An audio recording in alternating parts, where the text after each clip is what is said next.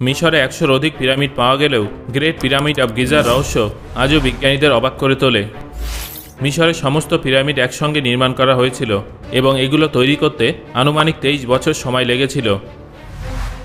আপনারা কি জানেন, আনুমানিক ৫,০০০ বছর আগে সৃষ্ট ভূপৃষ্ঠ থেকে ৪৮০ ফুট উঁচু মিশরের এই পিরামিডের ভিতরে এমন কি ছিল যেটা দেখার জন্য গবেষকরা পিরামিডের ভিতরে একটা রোবোটিক ক্যামেরা পাঠিয়েছিলেন? কারণ ক্যামেরাটার সামনে পাথরের একটা বিশাল বড় স্ল্যাব চলে এসেছিল। গবেষকদের ধারণা অনুযায়ী এই পাথরের দেওয়ালের ওপারে নিশ্চয়ই এমন কোনো রহস্য আছে যেটা গত ৫,০০০ বছর ধরে চাপা পড়ে আছে। গবেষকরা যে কোনো পরিস্থিতিতেই এই রহস্য উন্মোচন করতে চেয়েছিলেন। এই জন্য তারা রোবোটিক ক্যামেরার সামনে ড্রিল মেশিন লাগিয়ে দেন, যেটা সেই পাথরের দেওয়ালে ছিদ্র করে দেয়। তারপর সেই ছিদ্রপথে একটা ক্যামেরা পাঠানো হয়। সেই ক্যামেরার মাধ্যমে পাথরের দেওয়ালের পেছনে উপস্থিত এমন একটা দৃশ্য সামনে এসেছিল যেটা কেউ আগে কোনোদিন দেখেনি। আনুমানিক ৫,০০০ বছর আগে নির্মিত এই পিরামিডগুলোর ডিজাইন কিভাবে এক ধরনের হলো, সেই প্রশ্নের সঠিক উত্তর কিন্তু কারো কাছে নেই। তবে বিশ্বাস করুন, পিরামিডকে বাইরে থেকে দেখে আপনি যতটা বিস্মিত হবেন, ভেতর থেকে দেখার পরে আরও ১০ গুণ বিস্মিত হয়ে যাবেন। আপনার যদি পিরামিডের এক লেভেলে অবস্থান বা উঁচু উঁচু পাথরের একত্রিত হওয়ার বিষয়গুলো রহস্যময় বলে মনে হয়ে থাকে, তাহলে আপনাদের জানিয়ে রাখি যে পিরামিডের সবথেকে বড় রহস্য পিরামিডের সিক্রেট চেম্বারের মধ্যে লুকিয়ে আছে। বন্ধুরা, আজকের এই ভিডিওতে আমি আপনাদের গ্রেট পিরামিড অব গিজার রহস্য এবং বিভিন্ন তথ্য সম্পর্কে বিস্তারিত জানাবো, তাই ভিডিওটা অবশ্যই শেষ পর্যন্ত দেখুন। যখনই কোনো ব্যক্তি পিরামিডের দিকে তাকায়, তখন সবার প্রথমে তার মাথায় যে প্রশ্নটা আসে সেটা হলো পিরামিড কীভাবে তৈরি করা হয়েছিল। তারপরই তার জানতে ইচ্ছা করে যে পিরামিড তৈরির পিছনে আসল উদ্দেশ্য কী ছিল। পৃথিবীর অনেক প্রত্নতাত্ত্বিকদের মতে এই সমস্ত প্রশ্নের উত্তর গিজার পিরামিডের মধ্যেই লুকিয়ে আছে। এমনিতে মিশরে ১০০টারও বেশি পিরামিড আছে, যার মধ্যে সবকটা পিরামিড এমনভাবে তৈরি করা যে সেগুলো দেখে আপনারা একই সঙ্গে বিস্মিত হবেন, আবার ভয়ও পেয়ে যাবেন। কিন্তু প্রত্নতাত্ত্বিকদের মতে গিজার পিরামিড হলো সেই পিরামিড যেখানে রহস্যের সমাধান খুঁজে পাওয়ার সম্ভাবনা আছে।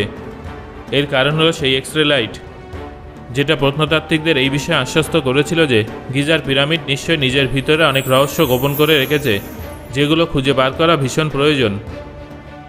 বন্ধুরা, এই বিষয়ে শুরু থেকে জানার জন্য আমাদের পিছিয়ে যেতে হবে ১৮৭৯ সালে, যখন প্রত্নতাত্ত্বিকরা প্রথমবার পিরামিডের দেওয়ালে এমন একটা সংকেত খুঁজে পান যেটা একটা দরজা হিসেবে ব্যবহার করা সম্ভব ছিল।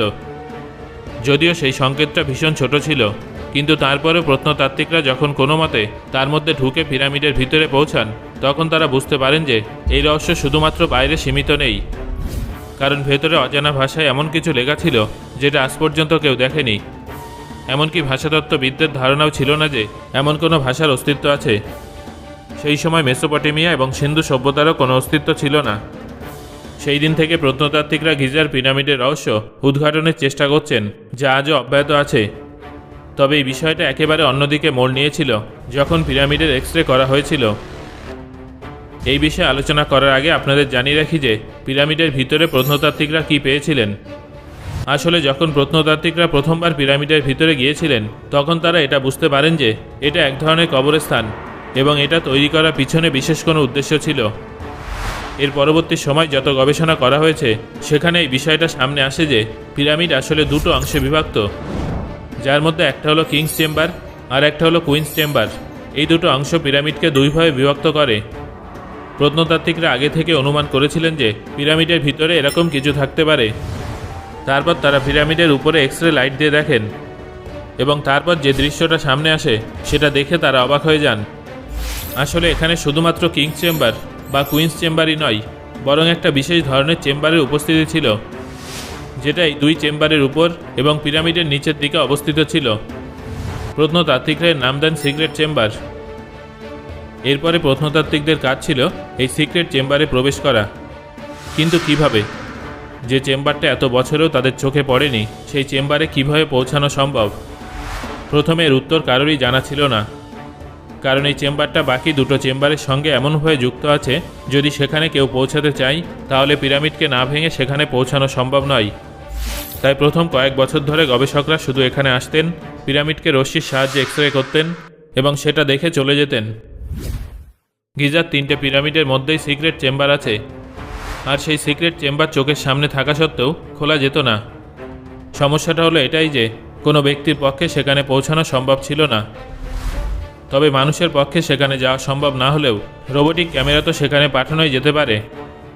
এটা ভেবে একটা রোবোটিক ক্যামেরা তৈরি করা হয়। তারপর সেটা পিরামিডের ভিতর দিয়ে এমনভাবে পাঠানো হয় যাতে সেটা কিংস চেম্বার বা কুইন্স চেম্বার হয়ে সিক্রেট চেম্বারে চলে যায়।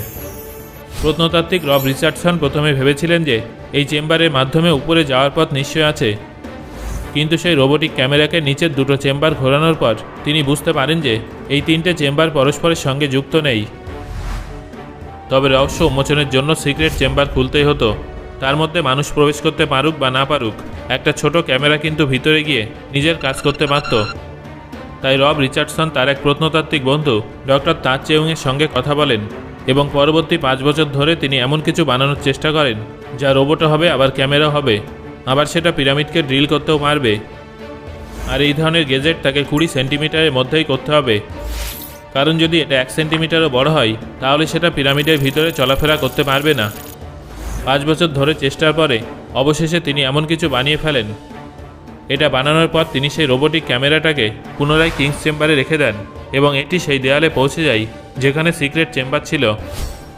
এখানে এসে রোবট তার ড্রিলিং ফিচার প্রয়োগ করে এবং প্রথমবার আমরা সেই জায়গায় পৌঁছাতে সফল হই যেটাকে সিক্রেট চেম্বার বলা হয়ে থাকে। এর ভিতরে প্রচণ্ড অন্ধকার ছিল, কিন্তু যখন রোবোটিক ক্যামেরা লাইটের সাহায্যে ভেতরে দেখার চেষ্টা করা হয় তখন জানা যায় যে এই জায়গাটাও একটা কবরস্থানের মতো, যেখানে অনেক বড় বড় অক্ষরে মাটির উপরে কিছু লেখা আছে। আসলে প্রাচীন সভ্যতায় যখন মানুষ অন্য কোনো মানুষের পড়ার জন্য কিছু লিখত তখন তারা সেটা দেয়ালের মাধ্যমেই লিখত।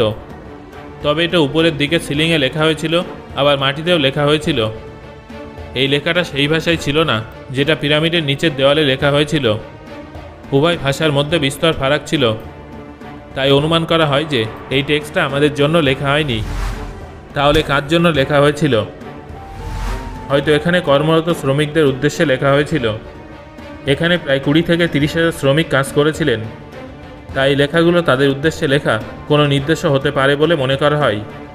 কিন্তু আপনারা জানলে অবাক হবেন যে এখানকার শ্রমিকরাও শাহী পরিবারের অংশ ছিল, কারণ যখন তাদের কঙ্কাল অ্যানালাইজ করা হয় তখন জানা যায় যে তাদের সার্জারি হতো এবং তাদের ভাঙা হাড়ের চিকিৎসা করা হতো। যাদের এত মেডিকেল সুবিধা দেয়া হতো তারা দাস তো হতেই পারে না। তবে আর একটা থিওরি আছে যেখানে হয়তো এর সঠিক উত্তরটা দেওয়া আছে। এই থিওরিটা হলো অরিয়ন কোরিলেশন থিওরি। আসলে গিজার পিরামিডের দিকে তাকালে সবার প্রথমে এটাই মনে হয় যে এই পিরামিডগুলো আলাদা আলাদা সাইজে এবং আলাদা আলাদা লাইনে তৈরি করা হয়েছে, কিন্তু 5000 বছর আগে মানুষ যদি চাইতো তাহলে এগুলো একই আকারে, একই সাইজে এবং একই লাইনে নির্মাণ করতে পারত। যদিও মিশরীয় প্রত্নতাত্ত্বিকদের ধারণা অনুযায়ী এদের মধ্যে নির্দিষ্ট কোনো প্যাটার্ন আছে, আর রবার্ট বাউভাল এই প্যাটার্নটা দেখতে পান। তিনি লক্ষ্য করেন যে এই 3টে পিরামিড অরিয়ন কনস্টেলেশনের মাঝে উপস্থিত নক্ষত্রের মতো, যেখানে মাঝের নক্ষত্রটা বড়, পাশেরটা সামান্য ছোট এবং সবথেকে কোণার নক্ষত্রের আলো হালকা। এই 3টে বিষয় গিজার পিরামিডে লক্ষ্য করা যায়। তবে যাই হোক না কেন, পিরামিডের সঙ্গে মহাকাশের কোনো না কোনো সম্পর্ক নিশ্চয় আছে। তবে এটা তখনই জানা যাবে যখন সিক্রেট চেম্বারের ভিতরে গিয়ে সেখানে লেখা ভাষাকে ডিকোড করা সম্ভব হবে। সো বন্ধুরা, আপনাদের কি মনে হয় এই লেখাটা কি হতে পারে? পিরামিডের সঙ্গে কি মহাকাশের কোনো সম্পর্ক আছে? আপনার মতামত আমাকে কমেন্ট করে জানান।